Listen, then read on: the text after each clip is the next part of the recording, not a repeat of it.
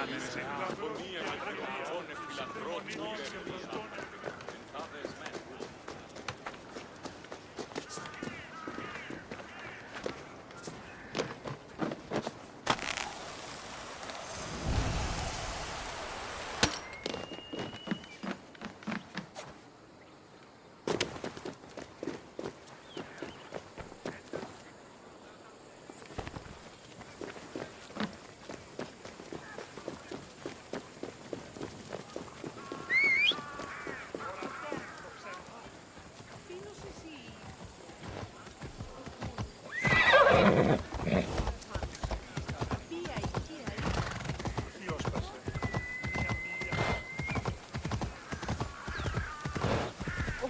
Η μύτη μου λέγει ότι...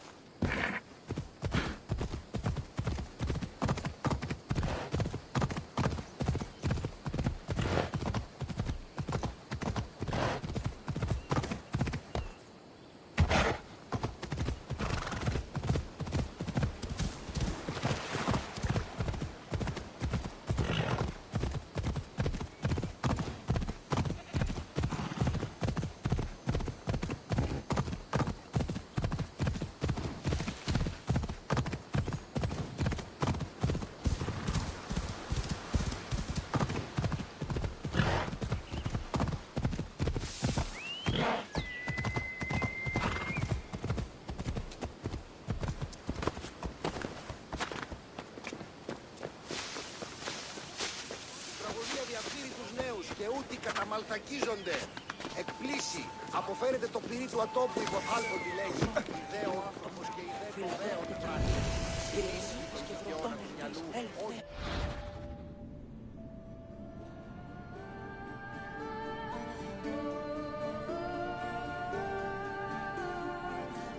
Τραγωδία ανέρεσης εστί. Εστιμιασμός. Πιτιόμενος είναι.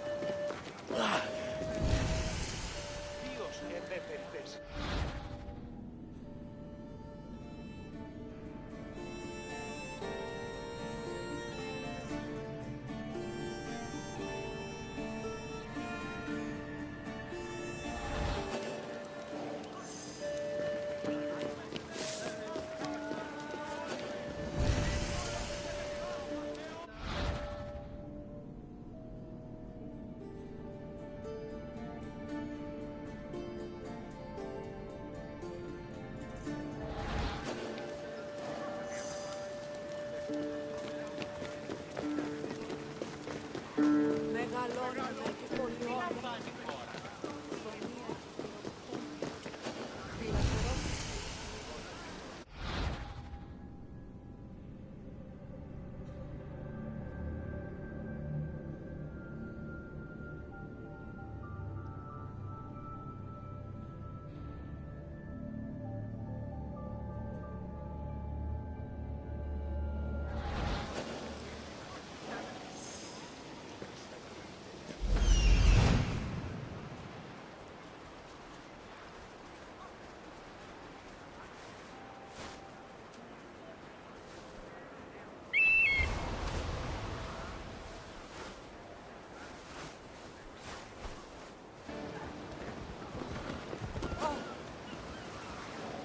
Greetings, wanderer, and welcome to the port of Piraeus. Piraeus is one of the busiest, most important ports in the Greek world. Money flows through here like a river that runs all the way to Athens. Acting as a port for Athens, Piraeus welcomed merchants, goods, and travelers from all over the world. It was a central part of Athens' economy, but it was also fortified enough to protect the city's considerable fleet. When you finish exploring the port, find me, and we will talk further.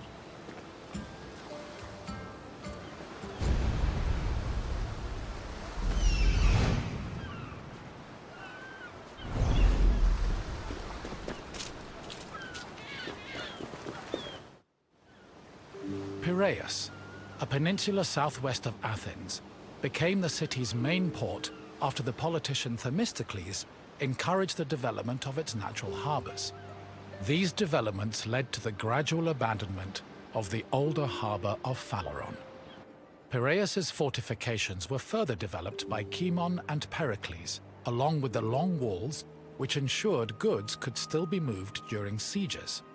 Piraeus was divided into three main sectors: the military port, the Emporion, and the residential area. By the 5th century BCE, it had become not only Athens' naval headquarters, but also the mercantile center of the Mediterranean.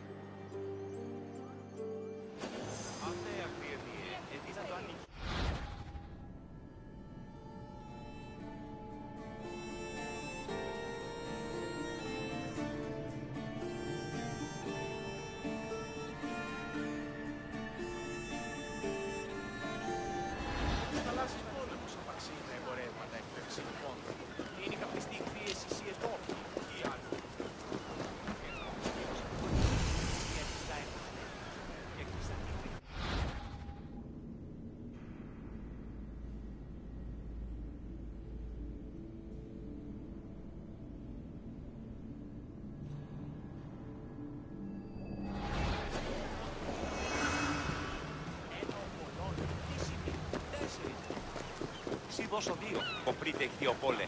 Κόπτετε λάριγες.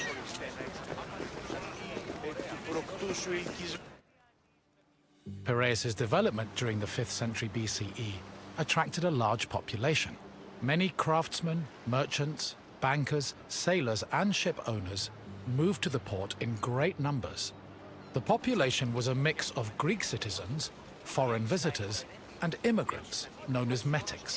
The variety of the port's inhabitants gave Piraeus a cosmopolitan atmosphere. Most of the residents were involved in trade, but others worked on shipbuilding or in larger-scale industries like shield factories. Piraeus's commercial focus offered many opportunities for those seeking to increase their wealth and status. One such rags-to-riches tale is that of Passion, a slave who eventually became a citizen and earned a fortune thanks to his bank and his shield factory. Ώστε εις τα άπαντα στους φέροντας άπαντα. Λέξος ή την εμή Ο έμος εξάδελφος και λοκόμας τα μάλα. Αενάω. Μηχανοποιός είναι στο Piraeus was a demi, or district, of Attica. Because of its size, function, and varied population, it had a much more complicated administrative structure than other demes. Above all, Piraeus was closely monitored and controlled by the Athenian assembly due to its importance to the city. Within the port, there were two separate categories of trade: international trade, which took place in the Emporion, and retail trade, which was managed by Kapoloi in Piraeus's agora.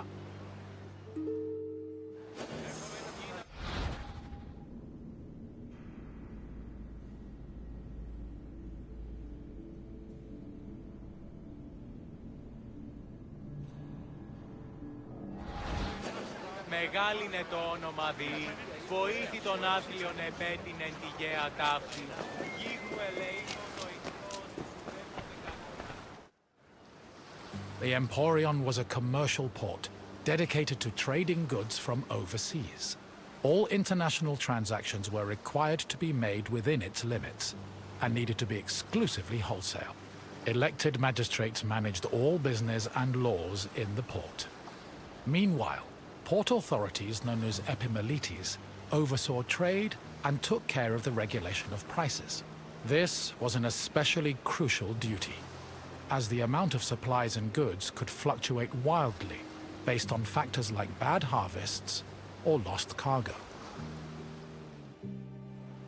Common products sold in the Emporion included vegetables, fruits, fish, leather, timber, marble, metal, weapons, and ceramics. According to Hermippos, Athens was also wealthy enough to afford the finest goods from all over the world, including figs from Rhodes, almonds from Thassos, oil from Samos, and wine from Chios. Taxes were collected on all merchandise that came into the Emporion, which provided Athens with a major source of income.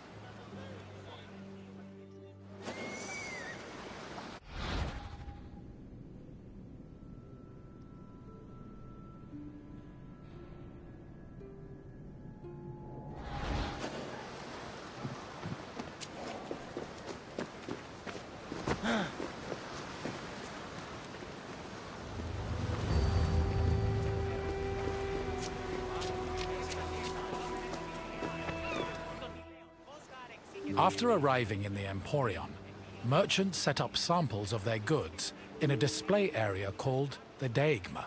This was where citizens and foreigners gathered to officially make their deals, and almost all merchandise that came into the Emporion was traded within the area. The Deigma was under constant supervision by magistrates, who negotiated price control with the importers. They would occasionally give special privileges to those who agreed to sell at lower prices. These privileges ranged from tax exemptions to specially reserved seating in the theater.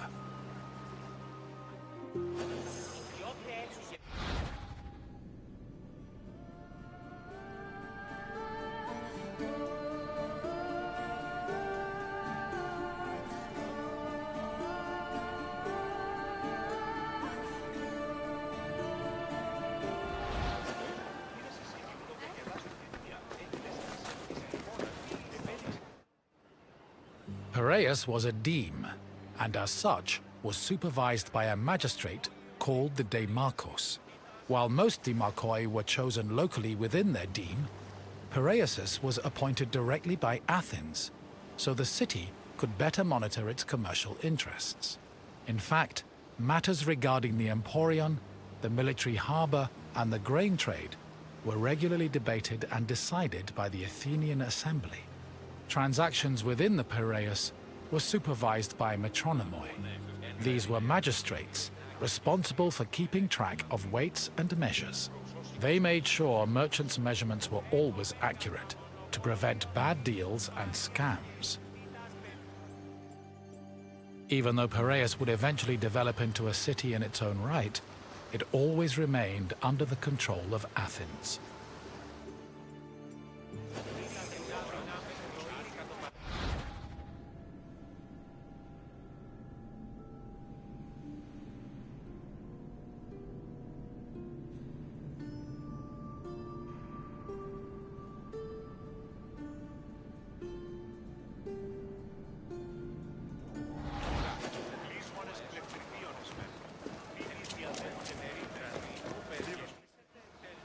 A commercial tax of 2%, or a pentecost, was placed on all cargo entering and leaving Piraeus. The tax was collected by a group of 5 people called pentekostologoi. According to Andocides, this position could be bought for the hefty sum of 30 talents, or 180,000 drachmae. However, most of these officials made a profit of up to 6 talents, making the job very lucrative. While merchants were responsible for setting the value of their goods, pentekostologoi had the power to challenge the value if they saw fit. Furthermore, merchants were required to register with these officials before they could transport, display, and sell their goods. Overall, this system provided Piraeus, and by extension Athens, with a tremendous amount of money.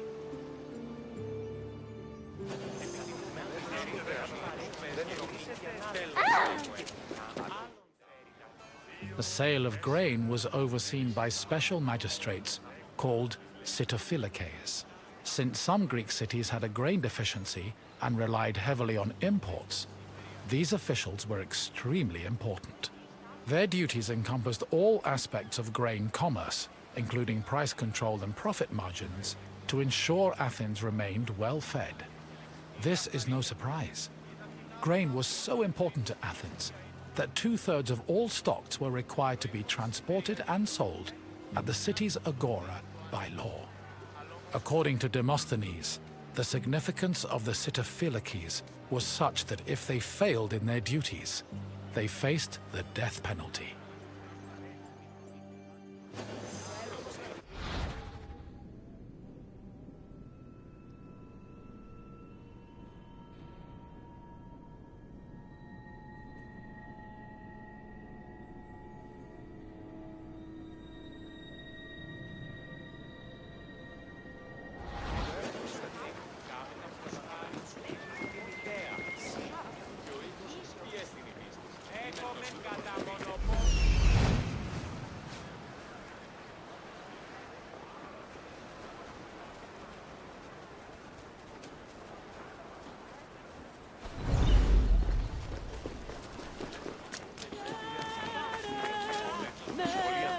Διασώζονται ούτι ή να αναμισθόμεν τους εαυτούς μας. Δυσπετώτο.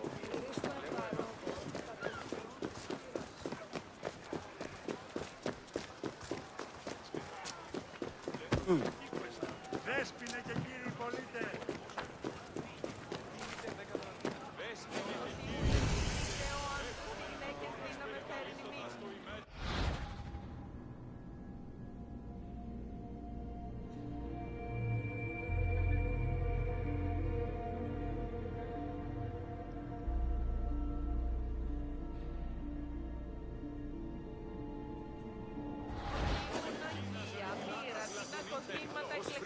Είδατε φλουβών πίνουν τα βασκάνια δυνάμενων ανέβρεση. Πλασικία είναι ωραία, μηδενός αντιμήνου.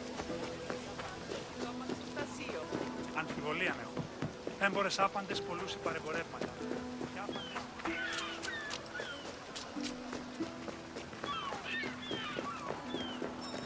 Πίσω εν παρόδοτα των χρεών της.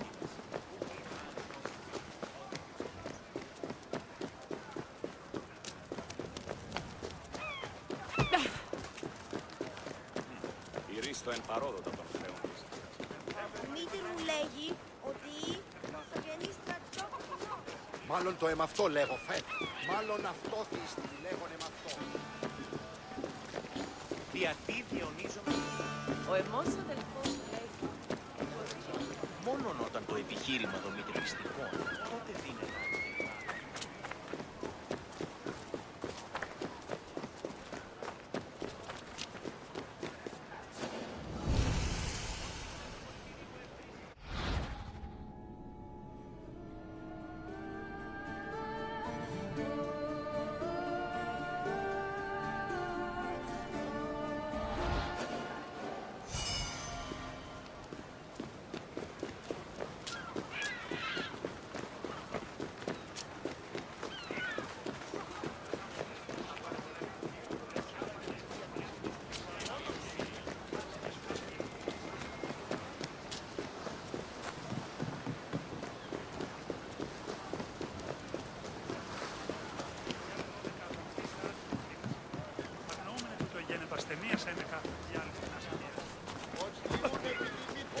Έτσι τούτο το δώρο να φτύσει την τάφη. Έρχομεν κατά μονοπόλιον λίγδους παρείας και λιχνίτας πεποιημένους της Πετροτόμης.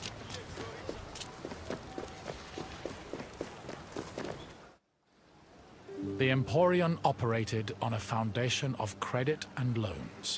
Overseas commerce was handled by two types of tradespeople. Emporoi transported cargo in borrowed ships, while Naukleroi were ship owners who moved goods on their own vessels. Elsewhere in the Emporion were bankers and accountants who arranged loans and kept track of incoming and outgoing ships. Emporoi and Naukleroi financed their maritime voyages with these loans, which often had a high interest rate due to the dangers of sea travel.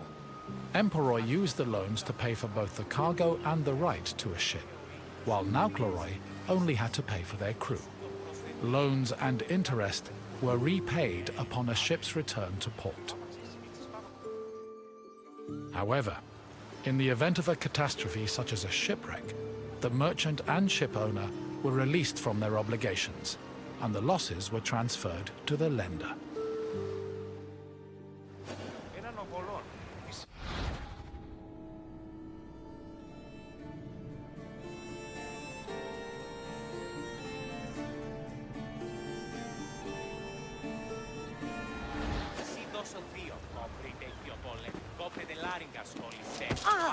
You've returned.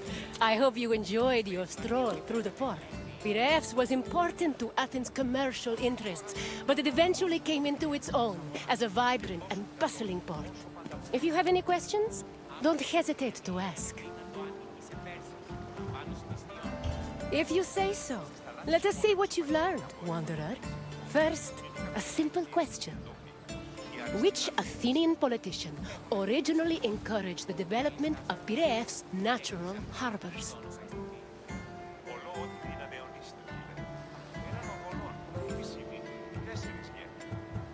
Correct. Themistocles saw Piraeus' potential as a port and encouraged its development. On to the next question. What did the Sitophylakes supervise?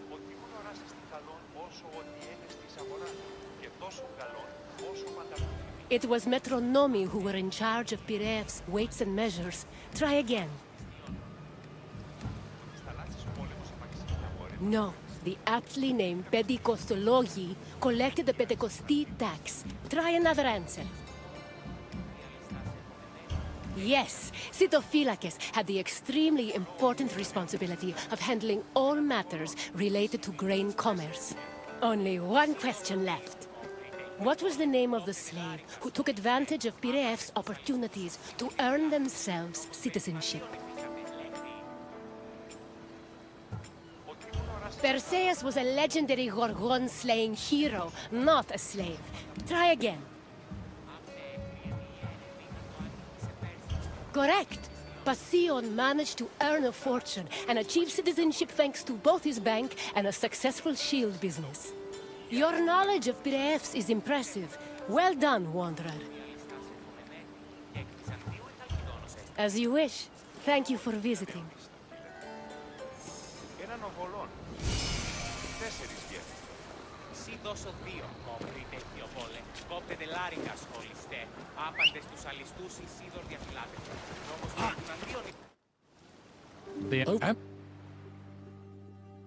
Elsewhere in the Empire. However,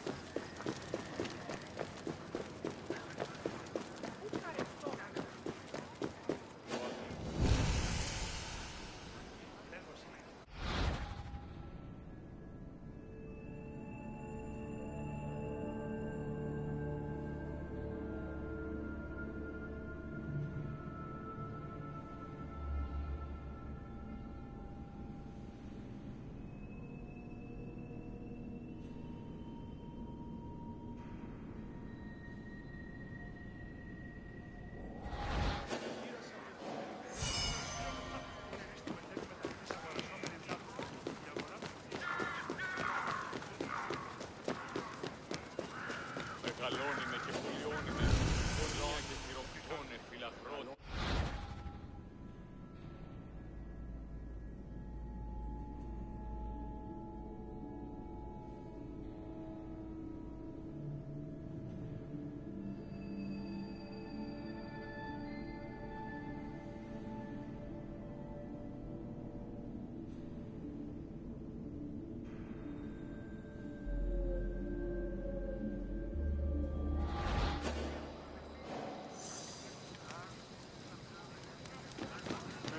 Μεγαλώνει.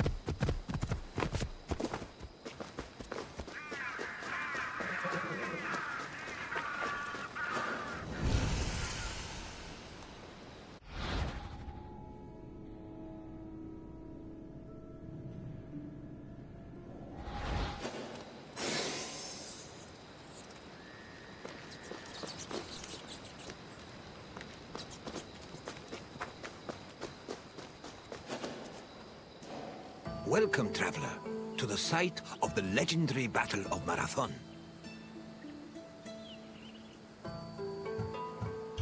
My name is Herodotus, and I am a traveler from Halicarnassus. I retrace the cause of various events, such as wars and great calamities. I describe what I see and record what I'm told, all with the aim of providing a better understanding of why these things occur. Look for me to introduce you to many sites. It's truly incredible that such a small place would have such tremendous significance. But then again, even the tiniest pebble can send ripples through the water. Marathon was the location of one of the greatest battles in Greek history. It was here where Athenians made a stand against the might of an imposing Persian fleet. Your visit will take you through the causes of the conflict, the battle itself, and its far-reaching consequences. I will see you again once you're through. Farewell for now.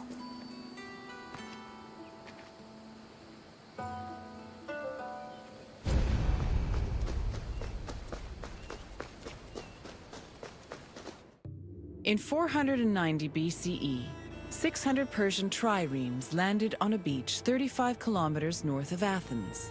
Standing in their way were 11,000 hoplites led by the prestigious Athenian general Miltiades.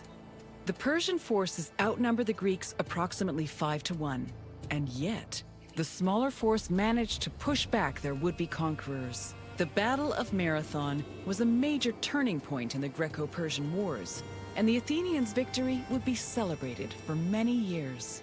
The modern-day distance-running event is named a marathon in memory of a soldier from the battle who ran back to Athens to announce their victory, though whether this is real or legend is uncertain.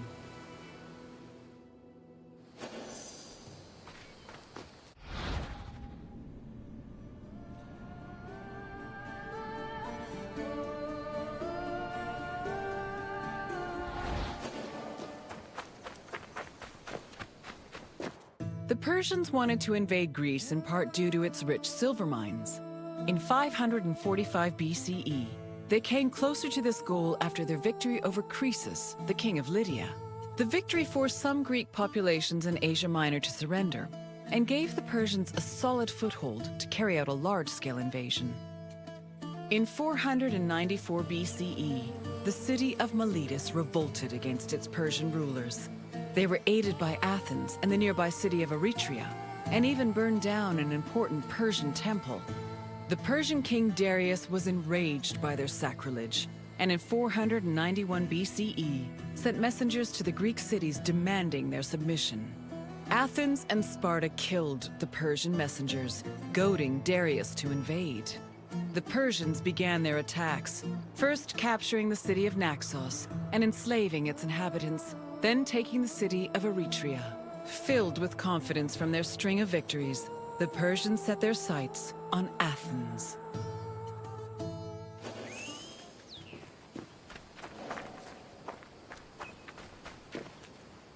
The Persians wanted to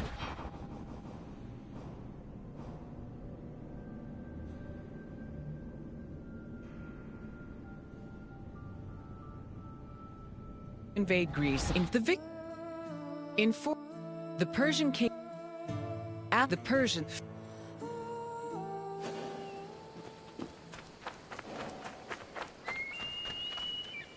The Greeks were surprised by the ferocity of the Persian attacks.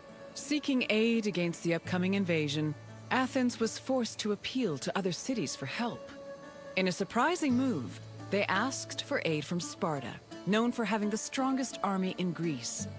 The Spartans agreed to the request, but they were unable to send reinforcements in time due to the religious feast of Apollo Karneos, which forbade them from leaving their city until the next full moon.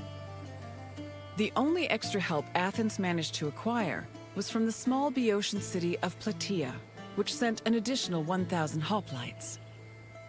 This was the first time in Greek history that their entire civilization was under attack from an external invader. Despite sharing the same language and same religion, Greek city-states had often warred amongst themselves. The Persian invasion was the first time they realized the necessity of collective action to ensure their survival.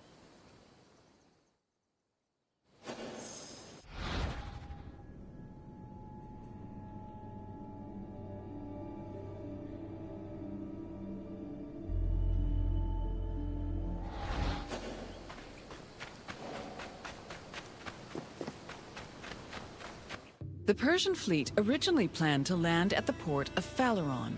However, the exiled Athenian tyrant Hippias, who sided with the Persians, advised them to land at Marathon instead, where it would be easier to deploy cavalry. The Athenians were unaware of the Persian battle plans and left Marathon undefended. This allowed the Persians to quietly set up camp on the beach, while Athens scrambled to mount a defense.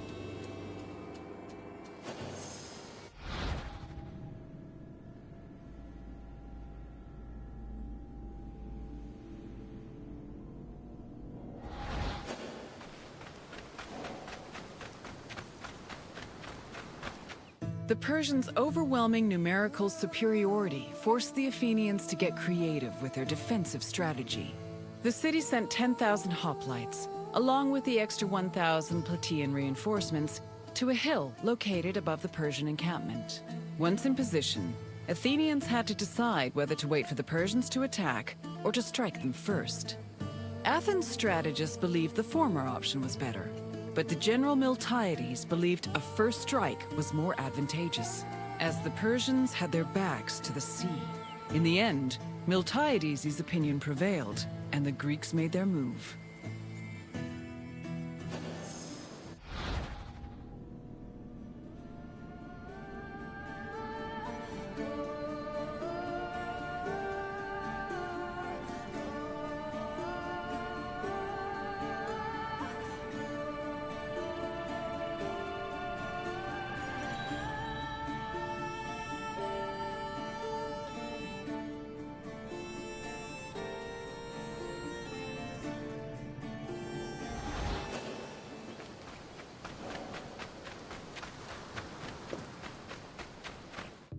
According to Herodotus, the Greek forces charged at the Persians without archers or cavalry. The Persians were unprepared for what they saw as an act of madness. While they were able to hold the Greeks back at first, they were eventually pushed back to their ships and forced to retreat.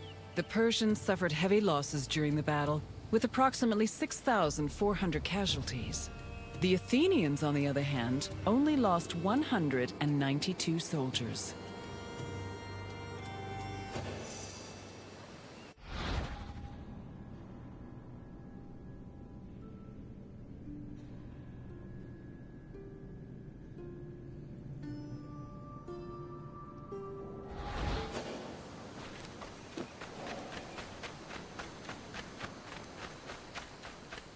The victory at Marathon was considered miraculous. The Greeks attributed this miracle to the appearance of legendary heroes who they allegedly saw return from the dead to fight at their side in defense of the city. For example, several Athenians swore they saw the mythical King Theseus take up arms at Marathon, a scene which would later be depicted in Athens' Agora. Similarly, some hoplites attested that Heracles appeared at Marathon, clad in his lion's skin and wielding a club. The supposed appearance of these heroes helped elevate the Battle of Marathon to a legendary status among the Greek people.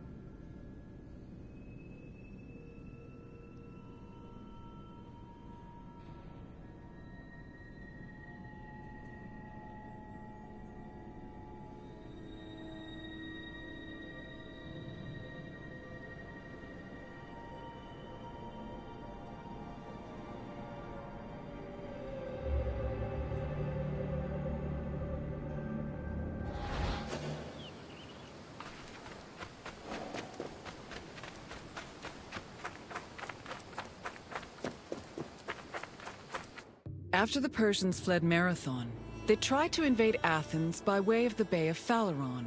However, this gave the Athenians time to return to their city and mount a proper defense. Fearing further losses, the admiral of the Persian fleet called off their attack, and the Persians returned to their empire. Darius was furious at the campaign's failure and decided to seek vengeance in a retaliatory expedition from both land and sea. Meanwhile, Sparta begrudgingly congratulated Athens on their victory.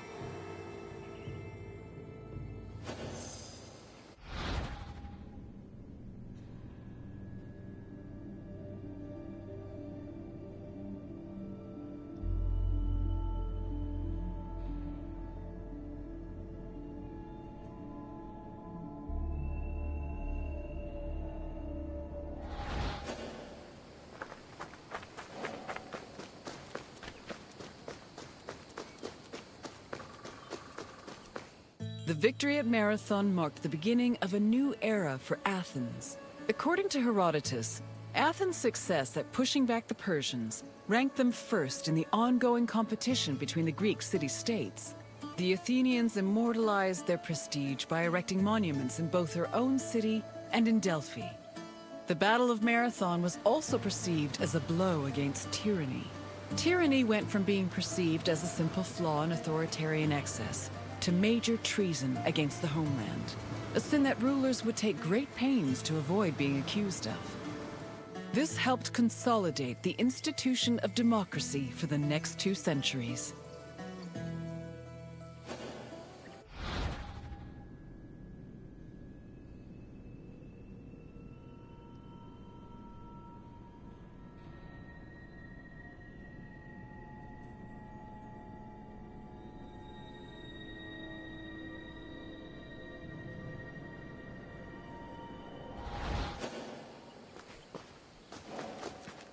I hope you enjoyed this look into the famous Battle of Marathon. It was not only a major turning point in the history of Athens, but also for all of Greece. Its repercussions would be felt for many years to come. Is there anything else you'd like to do? Of course. Let's start with a simple question. Which Athenian general led the Greek forces at Marathon? Correct. Miltiades led the forces at Marathon, and it was his strategy that helped the Greeks push the Persians back. Time for another question. Which Greek city revolted against the Persians in 494 BCE?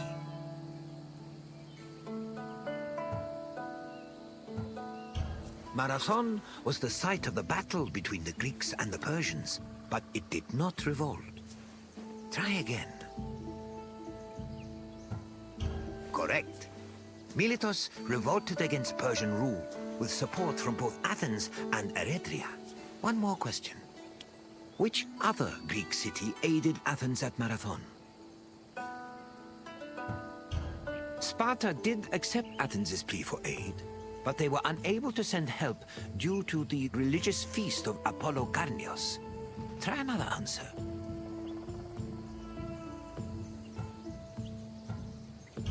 Unfortunately, Eretria was taken by the Persians, and thus unable to help. Keep trying. Yes, Plataea sent 1,000 Obides to aid the Athenian forces. Well done, traveler. You have learned much. Farewell, traveler. I hope to see you again soon.